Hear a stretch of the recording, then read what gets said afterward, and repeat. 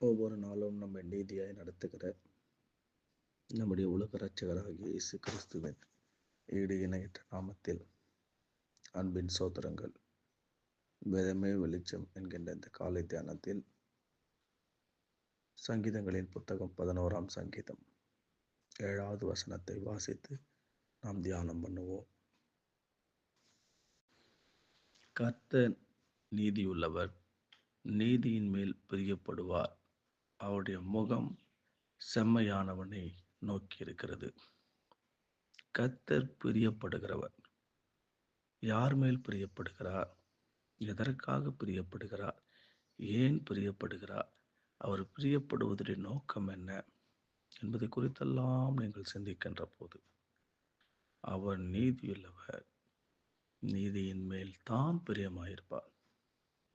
எனவே நீங்களும் நானும் நீதிமான்களாய் வாழ, நீதிமான்களாய் மாற, நீதியின் கனிகளை கொடுக்க அவர் தாமே தம்முடைய பூமியிலே வந்து தம்முடைய ஜனங்களுக்காக இரத்தம் சிந்தி, முள்கிரீடத்தை ஏற்று, கைகளிலே ஆணிகளை வாங்கி, சரீரத்திலே காயங்களை பெற்று, அவருடைய தழும்புகள், அவருடைய இரத்தத்தினாலே நாம் பரிசுத்தமாக்கப்பட்டிருக்கிறோம். எனவே அந்த பரிசுத்தத்திலே நாம் நிலைத்திருக்க வேண்டுமானால், அந்த பரிசுத்தத்திலே நாம் வாழ வேண்டுமானால் வேதம் தான் நம்மை பரிசுத்தப்படுத்தும். எனவே அந்த வேத வார்த்தைகளை பிடித்து கொள்ளுங்கள். கர்த்தர் பெரிய காரியத்தை செய்வார்.